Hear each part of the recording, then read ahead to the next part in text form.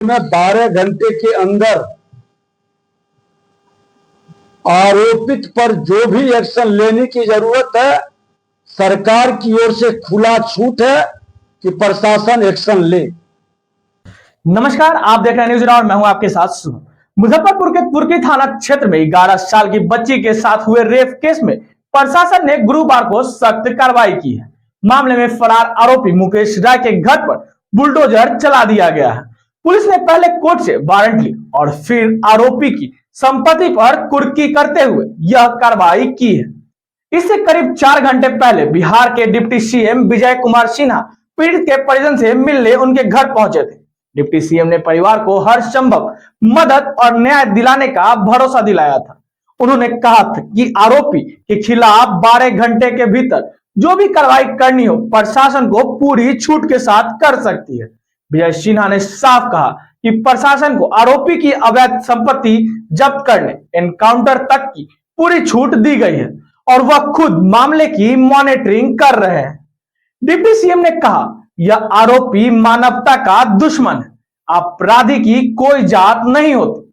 अगर कोई उनकी पैरवी करता है या सहानुभूति दिखाता है तो सरकार उसके खिलाफ भी कार्रवाई करे। पुलिस की प्रारंभिक लापरवाही को लेकर कड़ी कार्रवाई की गई है। तुर्की थाने के थाना अध्यक्ष प्रमोद कुमार सहित 3 पुलिस कर्मियों को सस्पेंड कर दिया गया। इन पर आरोप है कि उन्होंने आरोपी को थाने बुलाकर छोड़ दिया और एफआईआर दर्ज करने में देरी की है। डिप्टी सीएम ने विपक्ष पर भी निशाना साधते हुए कहा कि राहुल सैनी हत्याकांड में तेजस्वी यादव की सरकार में आरोपी बच गए थे। उस केस में तत्कालीन मंत्री इसराइल मंसूरी का नाम आया था, लेकिन कोई कार्रवाई नहीं हुई थी। उन्होंने यह भी कहा कि मुजफ्फरपुर के बड़े अस्पतालों में जब इलाज नहीं मिल पाया तो कुछ अधिकारी गैर जिम्मेदाराना बयान देने लगे। सरकार इस तरह की लापरवाही बर्दाश्त नहीं करेगी। फिलहाल मुख्य आरोपी मुकेश राय अब भी फरार है। पुलिस लगातार छापेमारी कर रही है।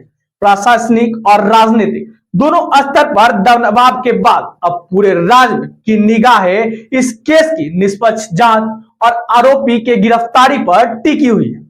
धन्यवाद। आप देख रहे थे न्यूज राज शुभम के साथ। कफिन में भी एफआईआर दर्ज कर लिया गया है, अनुसंधान किया जा रहा है, त्वरित गति से कार्रवाई होगी।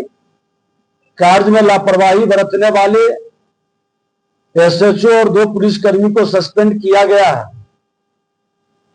पोस्को के तहत मामला दर्ज करके उनको भी जो नियम के तहत है वह राशि प्रदान की जाएगी।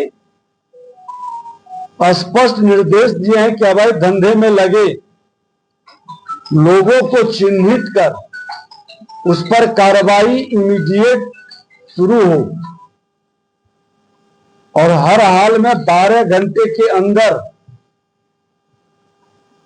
आरोपित पर जो भी एक्शन लेने की जरूरत है, सरकार की ओर से खुला छूट है कि प्रशासन एक्शन ले। ये मानवता का दुश्मन है। अपराधी की कोई जात नहीं होती है। हर समाज को इन्होंने लज्जित और कलंकित किया है और ऐसे लोगों के साथ किसी की सहानुभूति नहीं रहेगी और कहीं से भी किसी की सहानुभूति झलकी तो वो इससे लोगों पर भी एक्शन लेने से सरकार पीछे नहीं हटेगी। जो भी इनको बचाने के लिए प्रत्यक्ष या अप्रत्यक्ष कहीं भी चिन्हित किए गए वो बख्शे नहीं जाएंगे। और कुछ लोगों की शिकायत आई है कि जमीन माफिया गिरी के अंदर इस तरह के लोगों की मानसिकता और मनोबल को बढ़ा है।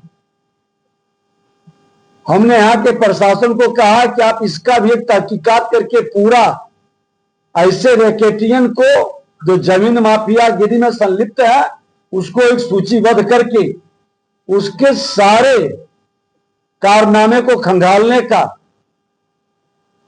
और सक्षम प्राधिकार के अंदर उसको भेजने का और जांच कराने का कार्रवाई भी शुरू की जाएगी।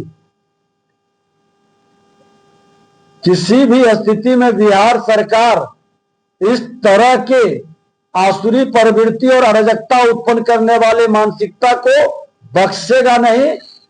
एक्शन हर हाल में होगा।